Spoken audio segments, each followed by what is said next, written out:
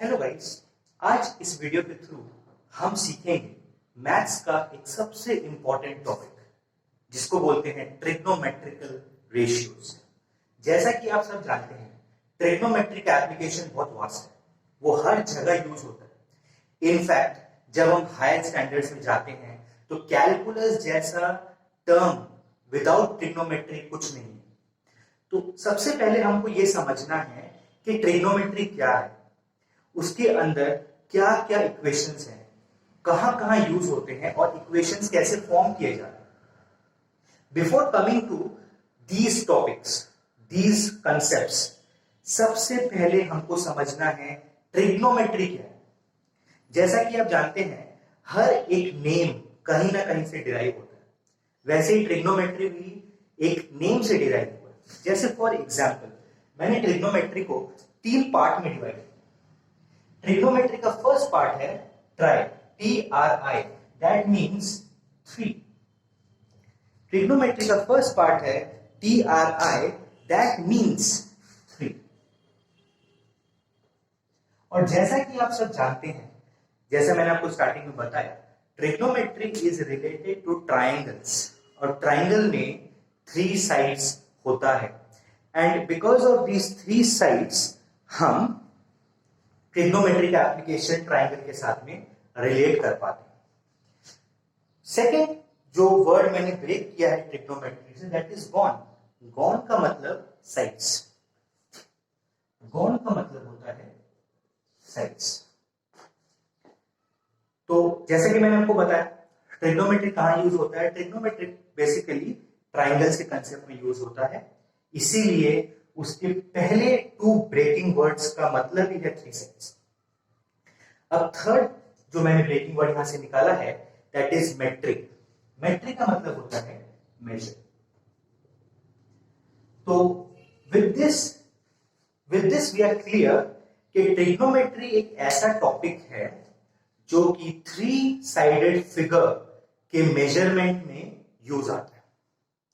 तो my dear guys, सबसे पहले हमको ये समझना जरूरी था कि ट्रिग्नोमेट्री का आखिर मतलब क्या है। ट्रिग्नोमेट्री का मतलब होता है 3 साइड मेजर्स, दैट मींस ये एक ऐसा कंसेप्ट है जो मेजरमेंट के लिए यूज होता है रिलेटेड टू 3 साइडेड फिगर्स। और क्या है 3 sided figures? As we all know, 3 sided figures होता है ट्रायंगल। तो आई होप ये पार्ट आपको क्लियर हुआ। Going to the next point, अब जो हमको समझना है कि ट्राइंगल क्या है।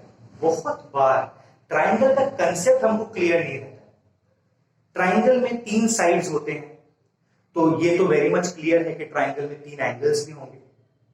टेक एन एग्जांपल, जो मैंने एक राइट एंगल ट्राइंगल यहां पे ड्रॉ करके रखा है। राइट एंगल मतलब ट्राइंगल जिसका एक एंगल 90 डिग्री होता है।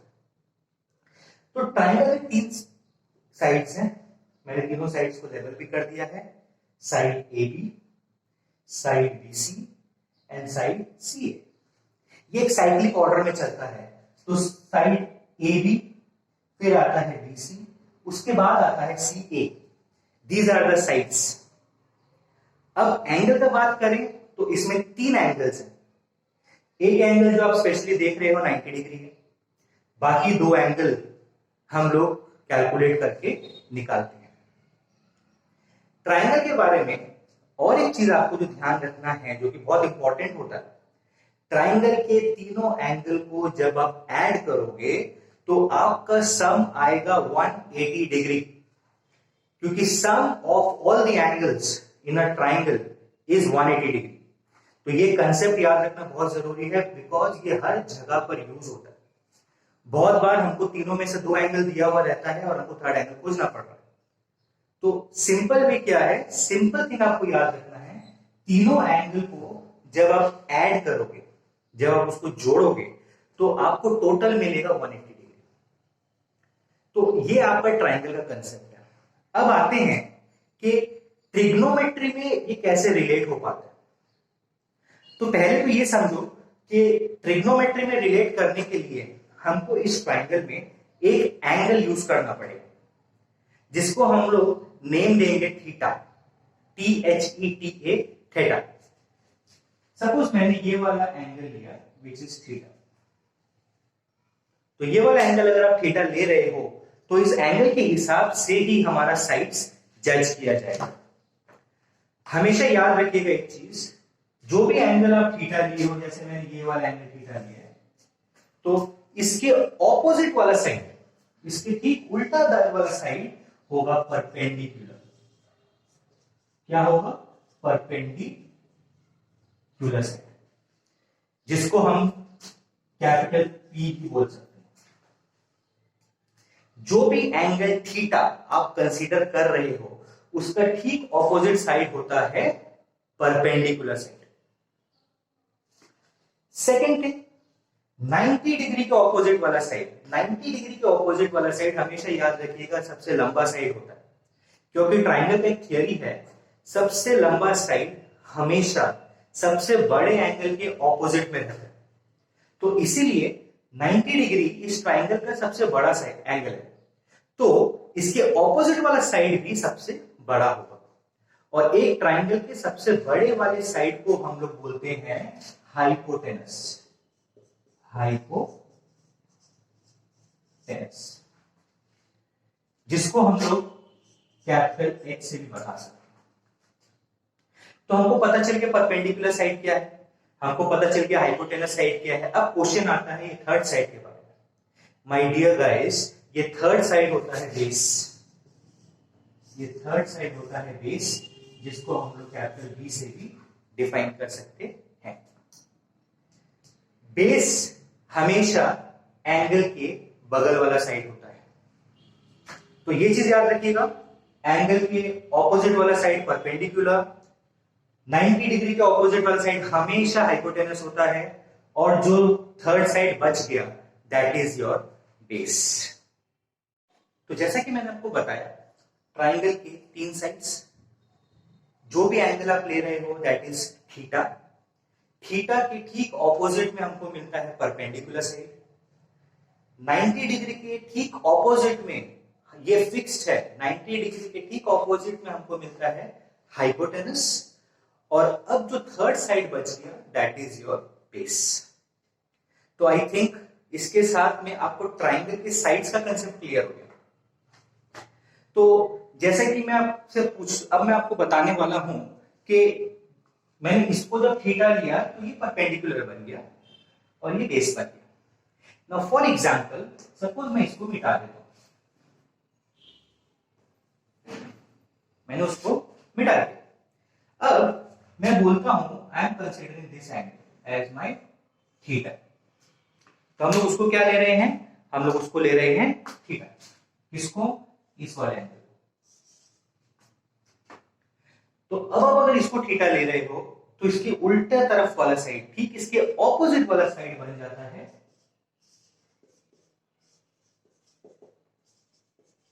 Perpendicular, that is B. 90 degree के ठीक ऑपोजिट वाला, जैसे कि मैंने आपको बताया, 90 डिग्री के ऑपोजिट वाला एंगल हमेशा फिक्स्ड रहता है, तो that is your hypotenuse, which is capital H. अब इन दोनों को खोज लेने के बाद जो थर्ड साइड बचता है that is our base, which is capital. तो ये रॉन्ग कंसेप्ट कभी अपने दिमाग में मत रखिएगा कि बेस हमेशा नीचे वाला साइड होता है। बेस और परपेंडिकुलर डिपेंड करता है आप कौन सा एंगल थीटा ले रहे हो, उसके हिसाब से हम परपेंडिकुलर और बेस जज करते हैं। अब जो नेक्स्ट कंसेप्ट आ रहा है यहां पर, दैट इज कितने ट्रिग्नोमेट्रिकल रेशियोज हैं। There are 6 trigonometrical ratios. Sine theta, cos theta, tan theta,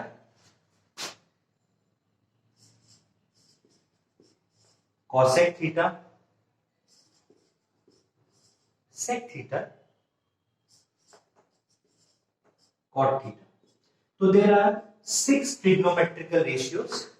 Sin theta, cosine means cos theta, tangent means tan theta, cosec theta, secant means sec theta, cot tangent means cot theta. तो there are 6 trigonometrical ratios जो कि हम use करते हैं to find out different values in a triangle. अब मेरा question जो next है वो ये है कि इन सब का वैल्यूज क्या क्या होगा। तो माय डियर गाइस, हमेशा याद रखिएगा हमने अपने ट्राइंगल को 3 साइड्स में डिवाइड कर रखा है, P, H and B. P for perpendicular, B for base and H for hypotenuse. तो हमेशा याद रखना है sin theta will always be perpendicular by hypotenuse, P by H, which is perpendicular by hypotenuse. तो ये चीज हमको हमेशा ध्यान में रखना। तो sin थीटा का कंसेप्ट क्लियर हो गया। sin थीटा का मतलब है परपेंडिकुलर बाय बेस। तो sin थीटा का कंसेप्ट बहुत सिंपल था। sin थीटा का कंसेप्ट आपका हो रहा है परपेंडिकुलर बाय हाइपोटेनस। अब नेक्स्ट आता है cos थीटा। cos थीटा का वैल्यू है b for base divided by hypotenuse, b for base which is divided by the hypotenuse. Third जो कंसेप्ट आता है, अब जो थर्ड कंसेप्ट मैं आपको बताने वाला हूं that is your tan. tan का बहुत सिंपल वैल्यू है, tan का बहुत सिंपल वैल्यू है that is p by b perpendicular divided by base. ये 3 कॉमन रेशियोज हैं। अब राइट साइड में जो मैंने 3 रेशियोज लिखे हैं cosec, sec and cot। cosec है साइन का उल्टा, sec है cos का उल्टा, cot है tan का उल्टा। जैसे sin थीटा का मतलब है p by h, तो cosec का मतलब हो जाएगा h by p। cos का मतलब है b by h, तो sec का हो जाएगा h by p। tan theta का मतलब है p by b means perpendicular by base, तो cot का हो जाएगा b by p that means base by perpendicular. तो guys these are the 6 basic ratios जो हम लोग यूज करते हैं to find out different elements of a triangle. तो इस वीडियो के साथ आई थिंक आपको ये पार्ट तो क्लियर हो गया कि एक ट्राइंगल में क्या क्या साइड्स है, हम एंगल कैसे कंसीडर करते हैं, ट्रिग्नोमेट्री का एक्चुअल मीनिंग क्या है, ट्रिग्नोमेट्री में कितने सारे रेशियोज हैं, and above all her ratio का क्या क्या इक्वेशंस है। इसके थ्रू हम ट्रिग्नोमेट्री से रिलेटेड कुछ भी सॉल्व कर सकते हैं प्रोवाइडेड हमको करेक्ट कंसेप्ट पता हो। तो आई होप आपको यहां से कुछ बेटर नॉलेज ही मिला है, कि बहुत बार हमारा नॉलेज रुक जाता है, बहुत समय हम नहीं समझ पाते हैं कि क्यों है, किस लिए है। तो इस वीडियो के थ्रू एटलीस्ट आपको ये पार्ट क्लियर होगा कि ट्रिग्नोमेट्रिकल रेशियोज क्या है, क्यों है और किस लिए।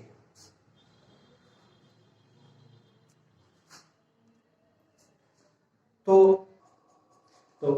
Thank you guys.